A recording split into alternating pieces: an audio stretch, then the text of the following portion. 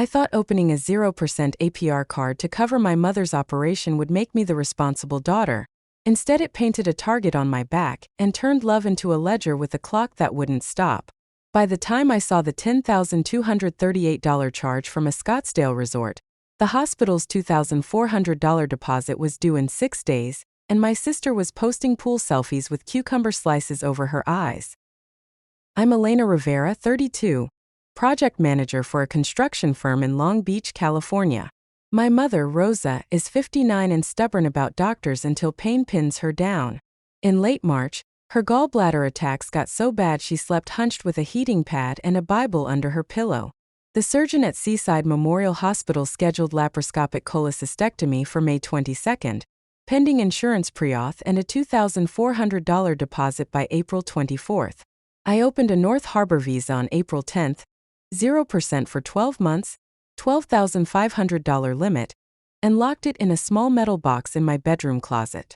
I told exactly 2 people. My mother because it was for her, and my younger sister Marissa, because she lives with mom and would help with pre-op instructions. I didn't add Marissa as an authorized user. I didn't hand her the card. I texted the deposit due date with a heart and a check mark. One problem. Marissa has always believed other people's planning is her cushion. On April 18 at 6:12 a.m., my phone buzzed with a large purchase alert while I was packing my lunch. $10,238.64. Camelback Crest Spa and Suites, Scottsdale, Arizona. My throat went tight. I called the number on the back of the card with one hand and grabbed my spare keys with the other. I didn't make that charge, I told the agent, pressing my heel to calm the shake in my leg. Card is locked at home. No one else is authorized. She froze the account and emailed a dispute form. We can issue a provisional credit within 2 business days, she said. But we'll need a police report or signed statement. And if the merchant shows you benefited or authorized, we may reverse. I drove to my mother's apartment in Lakewood like the road had only one lane and it was mine. Marissa wasn't in her bed. The metal box in my mother's hall closet, my safe when I sleep over, sat open empty. A post-it rested inside as cheerful as a dart. Don't freak. I'll bring it back. Love you. I called. She answered on speaker over the hiss of running water. Relax, she sang. It's a healing weekend. You can afford it. That's a $10,000 healing weekend, I said. It's theft. You got that new job. You make like 6 figures. I make 78, I said flatly. And the card is for mom's surgery. Give the number to the front desk. Tell them to reverse. Now. She laughed. It's non-refundable. Accept policies are only walls until someone finds a door. I hung up. My mother stepped out of her room in a robe, hair in a loose bun, eyes tired and unsure. What's going on? She asked. Marissa took the medical card and charged a resort, I said. $10,000. My mother blinked. It's just money, she said after a beat that felt like betrayal with a bow. She's stressed. You can cover it. God will provide. I stared at her. God gave me a brain and a dispute form. I opened my laptop on her kitchen table. I downloaded the dispute packet and filled it out line by line. I attached the alert screenshot, a photo of the empty metal box, and 30 text messages where I repeated deposit due April 24th for surgery. Then I drove to the Long Beach Police Department, filed an online fraud report with an officer at a kiosk, and walked out with a case number, LB 2023-04481. I emailed it to the bank. But then the hospital called. The financial counselor's voice was polite and heavy. Ms. Rivera, we still haven't received your mother's deposit, she said. If it's not paid by April 24th, we'll have to release the May 22nd slot. The date sat like a sandbag on my chest. I'll bring a cashier's check by Friday, I said. I had $3,100 in my emergency fund. It would leave me with $700 to float 2 weeks until payday. I drove to my credit union and withdrew $2,400 as a cashier's check. I put it in a hard plastic envelope. I slid it under my pillow that night like a child with a tooth. Except Marissa wasn't done. On April 20th, the resort emailed my personal address, a folio with my name misspelled, Elena, the last 4 digits of my card, and a list that read like a dare. Penthouse suite 2 nights, $7,600. Couples hydrotherapy, $680. Chef's tasting, $940. Champagne arrival, $300. Gratuities, $718.64. The signature on the check-in line was my name, all caps, wrong slant. I called the number at the bottom and asked for the front desk manager. A man named James listened without surprise. "We can't refund a completed stay," he said. "But if you're saying your sister signed your name, that's fraud. We can provide a copy of the ID used and footage from the front desk to your bank or the police with a request." "Was the ID hers?" I asked. "It matched the name on the reservation enough to pass our process," he said carefully. "Send me your police report number." I emailed him LB 2023-04481 with a brief request. I CC'd the bank's fraud inbox. I built a folder on my desktop named Camelback and fed it everything. The bank issued the provisional credit on April 21st. My available credit looked healthy again, but the account remained blocked pending investigation. The counselor at Seaside Memorial took my cashier's check with a smile that made my knees soft. The deposit posted. The surgery slot held. Marissa finally came home on April 22nd wearing the hotel's white sandals like a trophy. She set my card on my mother's coffee table under a coaster. "You're welcome," she said. "We had a great time." "We?" I asked. She rolled her eyes. "Me and Mom." She needed it. I looked at my mother. She wouldn't meet my eyes. "You told me the card was for surgery," I said, hand steady because I refused to shake for her. "You took it anyway. You forged my name." I filed a police report. I disputed the charges. "Give me your phone." Marissa laughed. "No. Then I'll get your texts in discovery," I said. "Because I'm suing you." She snorted. "In what court?" "Family court." "Small claims," I said. "Los Angeles County. Limits $10,000. Guess how much your spa weekend cost?" Her face flickered. "Mom," she said, reaching for an ally. My mother spoke so softly the stove clicked. "You shouldn't have taken it, Mija," she murmured. "But we can work it out." "You already worked it out," I said. "You checked into a penthouse while I pulled from my emergency fund for your deposit." I turned to my sister. "You have 10 days to pay me $10,000 or I file." I printed a demand letter that night. Pay $10,000 within 10 days or face suit for conversion, fraud, and costs. I slid it under Marissa's door. I mailed a copy certified to my mother's address, so there would be a green card with her signature. I screenshot the USPS tracking once it updated. Delivered, April 24th, 10:42 a.m. Except my sister's next move wasn't payment. It was a cease and desist email she wrote herself, copied from some template online. It accused me of harassment for contacting the resort. I printed it and paper-clipped it to the demand letter. Evidence is evidence even when it's ridiculous. May arrived with marine layer and lists. Pre-op labs on the 10th. Liquid diet starting the 19th. Surgery on the 22nd. The bank emailed on May 9th. The resort had submitted their response to my dispute. I opened the PDF like a person peels a bandage. Inside, a copy of my signature, a scan of an ID I had never seen. My name, my address, Marissa's photo photoshopped with my jawline, the DMV logo slightly off. The resort's letter said, "Guest presented matching ID. Charges valid." I stared so hard I forgot to blink. I forwarded it to the detective listed on my police report and to the bank. Then I drove to the DMV with a printout in a manila folder and asked for a supervisor. The supervisor took one look and said, "That background is 2 versions old. That's not our hologram." He typed for a while and printed a letter on DMV letterhead. "The attached image is not a valid California identification card." He signed it. He stamped it with a seal. When he handed it back, the paper felt heavy as a hammer. But then the hospital called again. Our insurance pre-auth approved the surgery, but a separate letter said anesthesia required an additional $900 facility fee up front because of Mom's BMI. Due May 18th.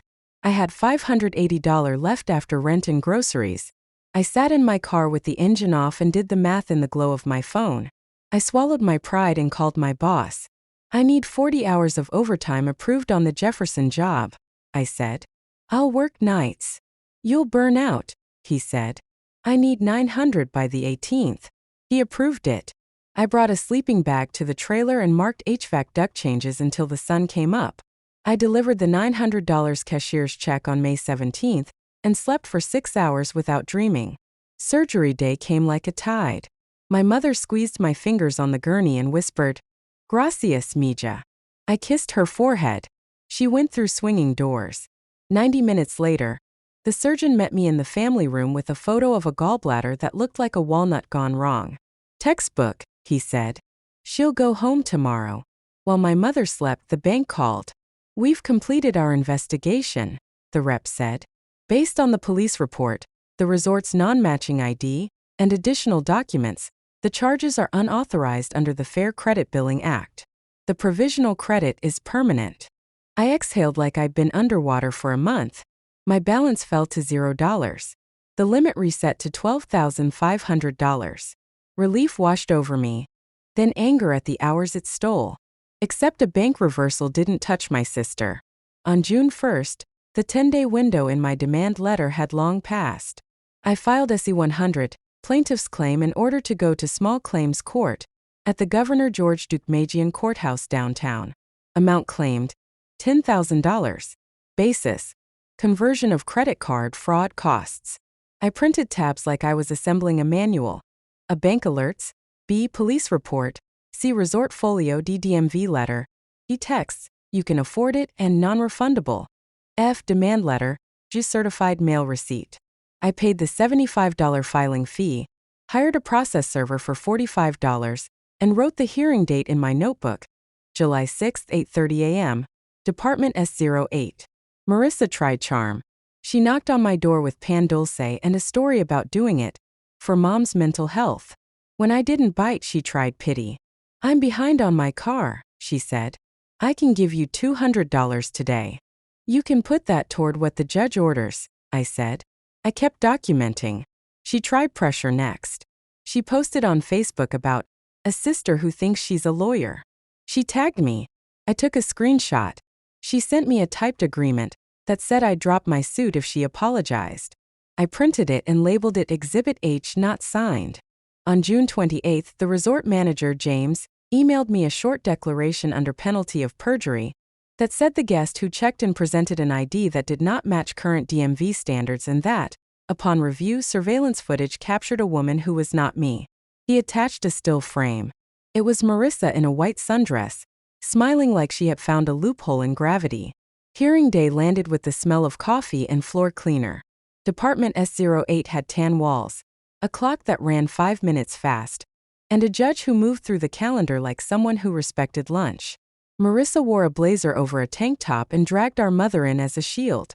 I sat at the plaintiff's table with my binder and a clear envelope with receipts, IDs, and photos.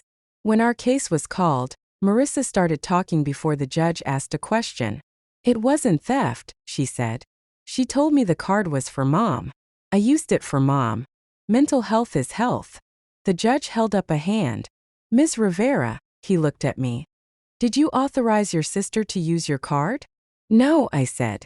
"She took it from a locked box, signed my name at a resort, and told me you can afford it. Here are the alerts, the police report, the resort's declaration, and a DMV letter that the ID was fake." I handed up the binder.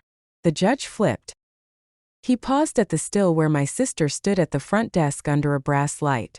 He read the DMV letter twice. He checked the demand letter dates, then the service affidavit. He looked at Marissa. "Do you have proof Ms. Rivera gave you permission?" Marissa swallowed. "We're family." "Family is not permission," he said gently. "Do you have anything in writing?" Silence held for 3 beats. My mother dabbed her eyes. The judge set the binder down. Findings of fact. Defendant took plaintiff's credit card without authorization. Incurred charges of approximately $10,238 for personal luxury use, and forged plaintiff's signature. Plaintiff acted promptly to dispute the charges with the bank and filed a police report. Judgment for plaintiff. He clicked keys that made the screen glow. Amount, $10,000, the small claims jurisdictional maximum, plus $120 in court costs and $45 process server fee. Total, $10,165. Defendant to pay within 30 days. If not paid, plaintiff may enforce by wage garnishment or bank levy. Marissa made a sound like a cork pulled wrong. I thanked the judge and stepped into the hall. My hands shook. Relief can be violent. Payment did not appear in 30 days. Surprise. On day 31, I filed an application and order for earnings withholding with the clerk. I paid $35 and mailed the order to Marissa's employer, a dental office on Atlantic Avenue where she's worked the front desk for 2 years. California allows up to 25% of disposable earnings to satisfy a judgment. 2 pay cycles later, $412 landed in my mailbox as a check with the stub attached. The memo line read, Rivera versus Rivera, garnishment. I held the paper the way you hold a newborn's foot, gentle and amazed. The resort manager forwarded me a copy of a letter they sent to the police with a still frame and a note that said, happy to assist further. I didn't ask for more. The detective emailed months later, to say the case had been forwarded to the city attorney for review under a general fraud statute. I didn't need charges to feel my life steady. The judgment, the schedule, the quiet checks were real enough. My mother's surgery healed like a story that finally learned how to end. She stopped sleeping with a heating pad and started walking with a neighbor in the mornings. She apologized in a way that felt like progress, not theater. I thought protecting Marissa was love, she said. I was wrong. I nodded. Love is paying the hospital deposit on time, I said. Love is testifying when it matters. Love is not a penthouse suite. We set rules. I kept the card in a bank safe deposit box. I froze my credit with the 3 bureaus so no one could open anything in my name without me thawing it. I added alerts to my phone for any charge over $50. I stopped answering texts after 9 p.m. from anyone I wouldn't loan $100 to without a contract. There were ripples. Marissa blocked me on social for a month, then unblocked me with a photo of a new budgeting app. The dental office HR manager called to verify the garnishment balance and ended the call with a sentence that surprised me. I hope you're okay. The bank sent me a small white envelope with a form letter that said, we have closed our investigation. You are not responsible for the disputed charges. I kept it in my binder behind the DMV letter like a bookend. On September 5th, a thick envelope came by certified mail. Inside, a cashier's check for $7,029.13, the remaining balance on the judgment after garnishments to date, plus a note in Marissa's handwriting that said, I'm done. I deposited it and wrote satisfied across the copy of the judgment and mailed it back to the court. Paper can end what paper starts. At Thanksgiving, my mother insisted on hosting though her apartment is too small for a crowd. She brined the turkey like a science experiment and made arroz with olives because her mother did. When Marissa arrived, she hugged Mom and nodded at me without a speech. We ate in a gentle silence I didn't recognize and didn't distrust. Near the end of the night, my mother pushed a small envelope toward me. Inside was a receipt for a $2,400 cashier's check to me, dated April 21st, the day I paid the hospital deposit. She had saved little by little after surgery and repaid me. The math didn't matter. The line did, money paid toward the right thing on purpose. Later, washing dishes, I caught my reflection in the dark kitchen window. Hair up, sleeves wet, eyes steady. I thought about the 4 sentences that opened this chapter of my life like a door slammed in my face. I opened a card to pay for my mom's surgery.